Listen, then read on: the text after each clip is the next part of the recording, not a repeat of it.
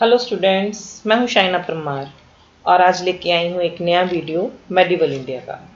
अभी तक हमने पढ़ा कि कैसे तुर्किश साम्राज्य था जिसने भारत पे अपना अधिकार कर लिया, किस तरह से मोहम्मद गौरी, उसके बाद कुतुबुद्दीन ऐबक, इल्तुतमिश और बलबन बलबन के बारे में हमने बड़ा डिटेल में पढ़ा कि कैसे उसने रक्त और लौह की नीति चलाई और कितना कुछ ऐसा किया जो बिल्कुल नया था दिल्ली सल्तनत में।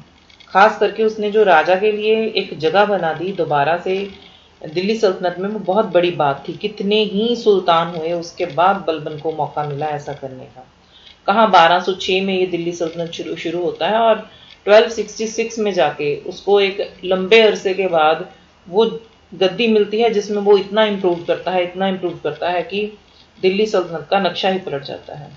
तो यहाँ पे गुलाम वंश जो है वो खत्म हो जाता है, तो अगला शुरू होता है हमारा खिलजी वंश। तो मैंने आपको बताया था कि हम कुछ और वंश भी पढ़ने वाले हैं दिल्ली सल्तनत में।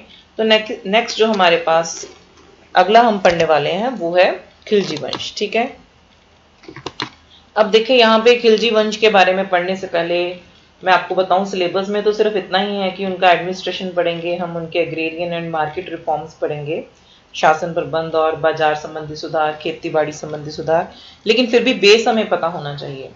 तो जो खिलजी वंश है इसके जो शासकों के नाम हैं, जो सबसे पहले है जलालुद्दीन खिलजी।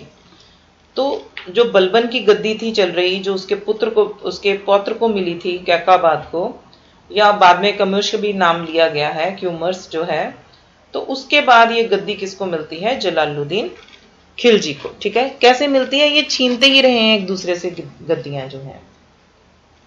तो ये जो जलालुद्दीन खिलजी है ये 1290 से लेकर 1296 पर तक गद्दी में बैठता है, लेकिन ये माना गया है कि ये कोई ऐसा अच्छा शासक नहीं है जो कि एक अच्छे साम्राज्य को स्थापित कर पाए, और शायद लोग उसे ज़्यादा पसंद भी नहीं करते हैं। तो उसके बाद गद्दी पे बैठता है अलाउद्दीन खिलजी। तो ये बड़ा ही एक खिलजी वंश का महान शासक रहा है 1296 से लेके 1316 तक। उसके बाद थोड़े थोड़े समय के लिए खिलजी वंश आगे बढ़ा है, जैसे शहाबुद्दीन उमर खिलजी है, वो सेम ईयर में ही बैठता है। उसके बाद कुतुबुद्दीन मुबारक खिलजी है, वो 4 साल के लिए गद्दी पे बैठता है। और उसके बाद है नसीरुद्दीन खुसरव शाह, तो वो भी उसी साल में गद्दी पे बैठ के 1320 में ये वंश खत्म भी हो जाता है, मात्र 30 सालों में, 1290 से लेके। तो इनकी राजधानी भी दिल्ली है, पर्शियन इनकी लैंग्वेज है, सुन्नी इस्लाम ये लोग हैं। तो ये जो खिलजी वंश है मध्यकालीन भारत का राजवंश, ये उनका एक टाइम पीरियड है और ये माना गया है कि दिल्ली की मुस्लिम सल्तनत में दूसरा शासक परिवार था। हालांकि खिलजी कबीला लंबे समय तक अफगानिस्तान में बसा हुआ था, लेकिन ये हमें ये जानना जरूरी है कि ये लोग कौन हैं। अफगान से आए हुए लोग हैं और तुर्क से भी संबंध रखते हैं। तो कुछ ऐसी चीजें हैं जो हमें याद रखनी पड़ेंगी कि कैसे ये लोग दूसरे देशों से भारत में आते रहे और कैसे यहाँ पे अपने साम्राज्य को स्थापित करते रहे। तो इसके 3 शासक अपनी निष्ठाहीनता, निर्दयता और दक्षिणी भारतीय हिंदू राज्यों पर अधिकार करने के लिए जाने जाते हैं, जैसे कि मैंने आपको बताया जलालुद्दीन फिरोज खिलजी। ठीक है, और देखें इसने क्या किया, अंतिम कमजोर बादशाह क्यूमर्श को हटा दिया और खुद गद्दी पे बैठ गया। तो इसे भी बड़ा निर्दयी शासक माना गया है। और उसके बाद ये माना गया है कि जो जलालुद्दीन है वो उम्र में काफी बड़े थे और अफगान कबीले के माने जाने के कारण एक समय तक वो अलोकप्रिय भी रहे। अफगानी लोगों को ज्यादा पसंद नहीं किया जा रहा था। तो इनका एक भतीजा था जूना खां, ठीक है, जो दक्कन के हिंदू राज्य पर चढ़ाई करके वापस आया खजाना लेकर। और जब वो वापस आया तो उसने आते ही जूना खां ने अपने चाचा जलालुद्दीन फिरोज खिलजी को मार दिया और खुद गद्दी पे बैठ गया। और गद्दी पे बैठते ही उसने अलाउद्दीन खिलजी की उपाधि धारण की और 20 साल तक शासन किया। अब ये जो अलाउद्दीन खिलजी है आप यहाँ पे देख सकते हैं, ये उसकी पिक्चर है, ये उसके द्वारा चलाए गए सिक्के हैं, यहाँ पे उसका मकबरा है। और ये उसने जो एक बिल्डिंग बनाई है अलाई दरवाजा, ये सिरी का किला है, यहाँ पे उसने 1000 स्तंभों से इसको बना रखा है। ये अलाउद्दीन खिलजी के बारे में बड़ा आसान तरीका है कुछ अच्छे से याद करने का। आप सभी ने फिल्म देखी होगी पद्मावत, तो उसमें वैसे तो वो सारी एक लव स्टोरी ओरिएंटेड फिल्म बनाई गई है कि कैसे उसको एक महारानी से प्यार होता है और उसके लिए वो कैसे दीवाना हो जाता है, लेकिन फिर भी अलाउद्दीन खिलजी को याद रखना मुश्किल नहीं है, आसान हो जाएगा अगर आप वो मूवी देखते हैं। हालांकि आप तो इंटरनेट पे भी सर्च करेंगे तो इसकी जो रियल पिक्चर्स हैं उसकी जगह पे आपको रणवीर सिंह की ही पिक्चर्स दिखाई देंगी। तो फिर हम पढ़ते हैं अलाउद्दीन खिलजी के बारे में। इसका जो नाम है अली गुरशब, दिल्ली सल्तनत के खिलजी वंश का एक दूसरा शासक है और अफगानिस्तान से लेकर उत्तर मध्य भारत तक इनका साम्राज्य फैला हुआ है। ठीक है, किसका?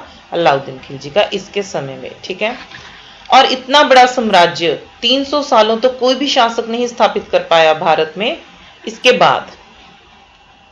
और ये देखो, जब वो गद्दी पे बैठा जलालुद्दीन खिलजी तो उसने अपने भतीजे को अमीर तुजुक की उपाधि दी। ठीक है, और मलिक छज्जू के विद्रोह को दबाने के लिए इसको कड़ा और मनिकपुर भी दिए, उसको दबा दिया और उसको ये गद्दी मिल गई। और ये उसकी अचीवमेंट्स थी, लेकिन वो इतने में ही अपने आप को सेटिस्फाइड नहीं समझता था।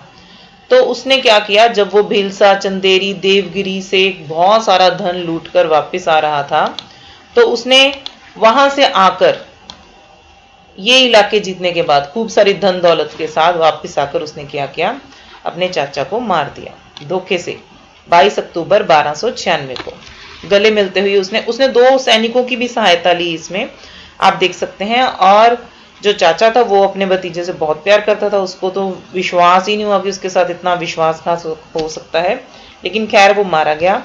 और उसके बाद इसने अपना राज्याभिषेक किया 22 अक्टूबर को बलबन के लाल महल में 1296 में। तो इसको गद्दी मिल गई। गद्दी पे बैठने के बाद इसने बहुत सारे कार्य किए हैं जो आगे हम पढ़ने वाले हैं, लेकिन इसके बारे में थोड़ी और इंट्रोडक्शन हो जाए तो उसका मेवाड़ चित्तौड़ का युद्ध एक खास घटना मानी गई है, जहां पे उसने रानी पद्मिनी की सुंदरता के बारे में सुना था। और इसका सारा जिक्र किसमें किया गया है? मलिक मोहम्मद जैसी की किताब है पद्मावत में। ठीक है, उसके बाद उसने रणथंभौर, चित्तौड़, मांडू पर कब्जा किया और उसके बाद उसने मंगोलों के साथ भी युद्ध किया। मंगोल जिनसे हमेशा ही लोग डरते रहे हैं, उसका मुकाबला किसने किया है? अलाउद्दीन खिलजी ने। ठीक है, उसका एक सेनापति है जो मलिक कफूर है। मलिक कफूर आप मूवी में भी देख सकते हैं, उसके साथ ही रहता है। तो उसने भी बहुत सारे इलाके इसको जीत के दिए हैं। एक लंबे समय तक मलिक कफूर उसके साथ रहा है। 1311 में मलिक कफूर दिल्ली लौटता है तो वो लूट के माल से लदा हुआ होता है, इतनी धन दौलत वो लेकर आता है दिल्ली। 1316 के आरंभ में सुल्तान की मृत्यु हो जाती है और उसके बाद ये खिलजी वंश का सितारा डूबना शुरू हो जाता है।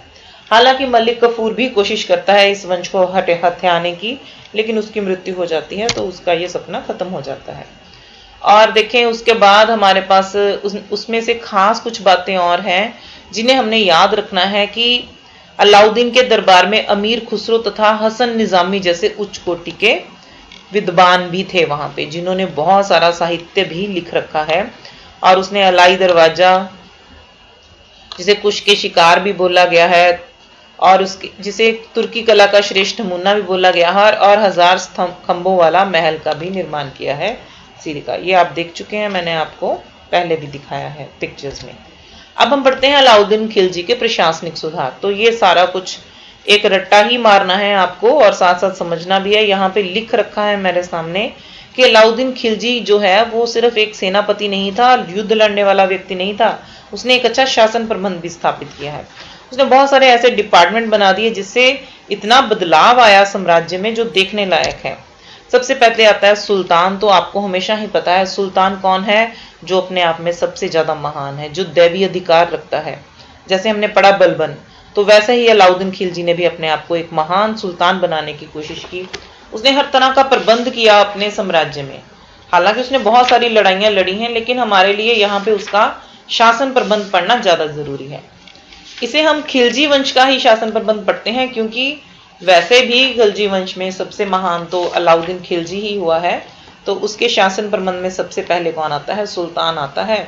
और उसने, जैसे बलबन ने अपने कर्मचारियों की शक्तियों को कमजोर कर दिया, इसने भी कमजोर ही कर दिया और कोशिश ये की वो सबसे ताकतवर सुल्तान ही रहे। उसके बाद आते हैं उसके मंत्री, जिनमें से 4 बहुत महत्वपूर्ण हैं, हम पढ़ने वाले हैं।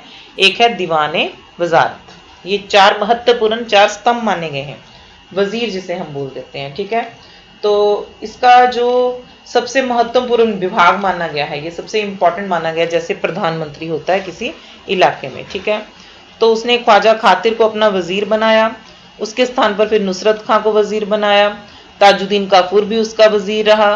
तो वजीर का काम क्या होता था, जो सारा साम्राज्य है राजा का, उसका ध्यान रखना है कि कौन से इलाके में क्या हो रहा है, क्या राजा की सारी जो अनाउंसमेंट्स हैं यहाँ वहां तक पहुंच रही हैं कि नहीं पहुंच रही हैं। तो ये सारा वजीर का काम होता है, ठीक है। उसके बाद आता है दीवाने अर्ज, दीवाने आरिज भी बोल देते हैं, यानी युद्ध मंत्री। तो सैनिक विभाग का ये मुखिया है और सेना का हर काम इसने ही ध्यान में रखना है।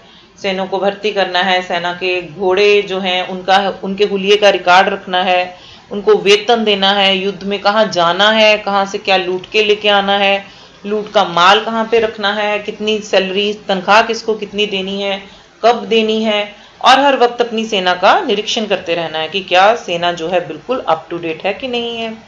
तो उसके अधीन नायब आरिज मुमालिक उपाधिकारी होता था, जो दीवाने अर्ज है, मुखिया है। और इस समय में नसीरुद्दीन मुल्क सिराजुद्दीन आरिज मुमालिक था, ठीक है।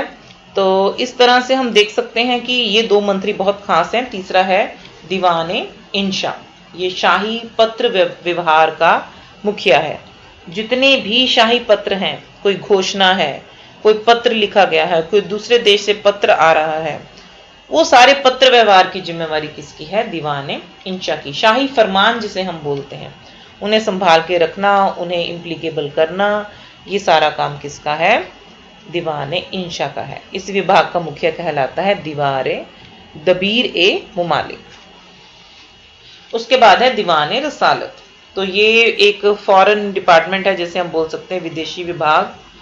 तो ज्यादातर तो यही माना गया है कि दूसरे इलाकों से कैसे संबंध बना के रखने हैं और कौन से राजदूत कौन से इलाके में भेजने हैं, क्या पत्र भेजना है, इस विभाग का काम है। और इस विभाग को ज्यादातर राजा खुद ही देखता था। उसके बाद आता है दीवाने रियासत। ये उसने एक अलग से ही डिपार्टमेंट बनाया है, नया मंत्रालय खोला है आर्थिक मामले देखने के लिए, ठीक है। तो इन आर्थिक मामलों के लिए उसने याकूब को इस पद पे नियुक्त किया है और वो सारे क्या करेगा, बाजार और आर्थिक स्थिति से संबंधित और टैक्स से संबंधित वो सारे काम कौन देखेगा, दीवान रियासत, जो इसका मुख्य अधिकारी होगा, ठीक है। तो ये व्यापार से संबंधित भी इसे हम बोल सकते हैं, ठीक है। उसके बाद है वकील दर। यहां पे देख सकते हैं ये क्या करेगा, राजमहल के कार्यों करेगा, जितने भी राजमहल के कार्य हैं। उसके बाद है अमीर दाजिब, उत्सव करना है कोई राज्य में तो वो इसका काम करता है। उसके बाद है अमीर आखुर, जो घोड़ों का मुखिया है, ठीक है। सरजानदार है, सुल्तान के अंगरक्षकों का नायक है। अमीर शिकार है, जो शिकार पे जाते वक्त राजा की सहायता करता है, सारा प्रबंध करता है। शराबदार है, पेय का यानी एक पीने वाले डिपार्टमेंट का मुखिया है। और मुहरदार है, जो शाही मुद्रा का रक्षक है। तो इस तरह से बहुत सारे हमारे पास मंत्री आ गए हैं जो राज्य की देखभाल करने वाले हैं, ठीक है। इसके अलावा दीवाने कोई भी है, तो वो खेतीबाड़ी विभाग के लिए बनाया गया था। तो जब हम वो पढ़ेंगे एग्रीकल्चर डिपार्टमेंट, तो उसमें हम दीवाने कोई के बारे में पढ़ेंगे। आप यहाँ पे भी ऐड कर सकते हैं। उसके बाद आती है उसकी मुख्य अदालत, सुल्तान की अदालत। मुख्य अदालत सुल्तान खुद है, लेकिन उसने किसको रखा है वहां पे, सदरे जहां काजी उल जात को, ठीक है। वो खुद फैसला करता है, लेकिन उसने मुख्य अदालत का मुखिया कौन बनाया है, काजी उल कजात। तो ये भी एक डिपार्टमेंट ही है, न्यायाधिकारी है। उसके अधीन नायब काजी और उसके बाद अल कार्य करते थे और उसकी सहायता के लिए मुफ्ती होते थे, ठीक है। तो ये याद रखें, ये हेल्प करने के लिए हैं। गांवों में मुखिया और पंचायतें झगड़ा के निपटारे के लिए काम करती हैं। अमीर दाद नामक अधिकारी दरबार में ऐसे प्रभावशाली व्यक्तियों को प्रस्तुत करता है जिन पर काजियों का नियंत्रण नहीं होता था। तो इस तरह उसने अलाउद्दीन खिलजी ने बहुत सारे न्यायाधीशों की संख्या बढ़ा दी, बहुत सारे न्यायालय भी बना दिए ताकि फैसले शीघ्र हों। और वो धर्म की अवहेलना तो बिल्कुल ही नहीं करता था। धर्म के खिलाफ होके तो उसने कभी भी काम नहीं किया। उसके बाद आता है उसका पुलिस व गुप्तचर प्रबंध। तो उसमें देखते हैं कि उसने एक अच्छा इंटेलिजेंस डिपार्टमेंट भी बनाया ताकि उसको अपने राज्य में होने वाली हर खबर मिलती रहे। तो उसने गवर्नर, मुस्लिम सरदार, बड़े बड़े अधिकारियों को, साधारण जनता को कार्यों और षड्यंत्रों आदि की पूर्ण जानकारी रखने हेतु गुप्तचर व्यवस्था का प्रबंध किया ताकि उसे हर तरह की जानकारी मिलती रहे।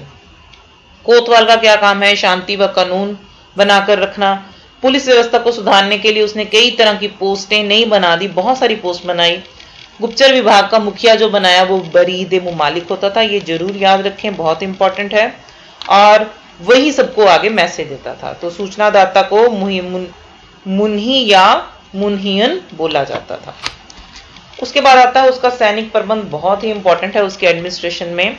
अलाउद्दीन खिलजी ने साम्राज्य विस्तार तो बहुत किया और बहुत सारे युद्ध भी किए, तो अंडरस्टूड है कि उसके पास एक शक्तिशाली सेना भी होगी। ठीक है, तो उसने बहुत सारे प्राचीन किलों की मुरम्मत भी करवाई, नए बहुत सारे किले भी बनवाए, घोड़ों को दागने और सैनिकों का हुलिया रखने की भी प्रथा शुरू की, जैसे बलबन के बारे में भी हमने पढ़ा है।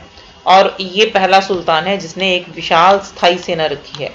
देखिए यहाँ पे आप इस जगह पे ध्यान दें, वो पहला सुल्तान माना गया है। इससे पहले जो सुल्तान थे वो सेना परमानेंट नहीं रखते थे, युद्ध होना होता था तो अपने सेवकों को बोलते थे चलो अपनी अपनी सेना लेके आ जाओ और युद्ध करें, लेकिन इसने एक परमानेंट सेना रखी।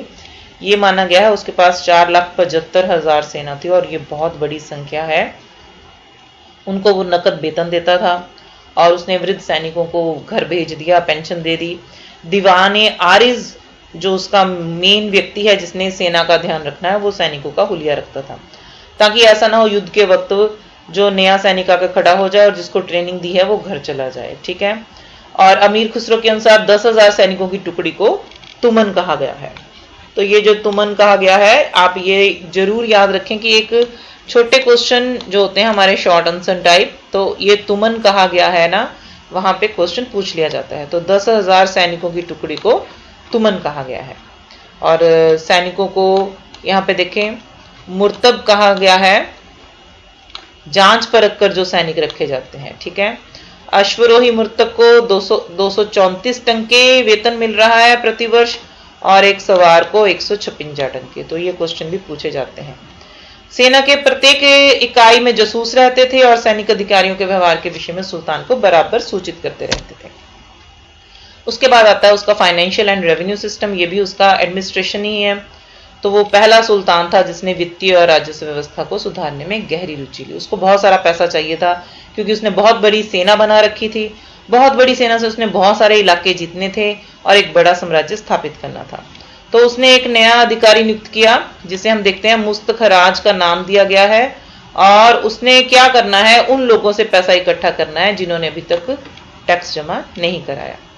और उसने भूमि कर जो है वो पहले 25% होता था, फिर उसने उसको 30% बढ़ाया, फिर बाद में वो उसने 50% लेना शुरू कर दिया। उसने अपनी विशाल सेना का खर्चा चलाने के लिए सारा काम किया और उसने भ्रष्टाचार को भी खत्म करने की कोशिश की। ठीक है, जमीन की नपाई का काम भी उसने शुरू किया और उसके बाद उसने कर्मचारियों को कठोर दंड देने शुरू कर दिए ताकि कोई भी व्यक्ति करप्शन ना कर सके।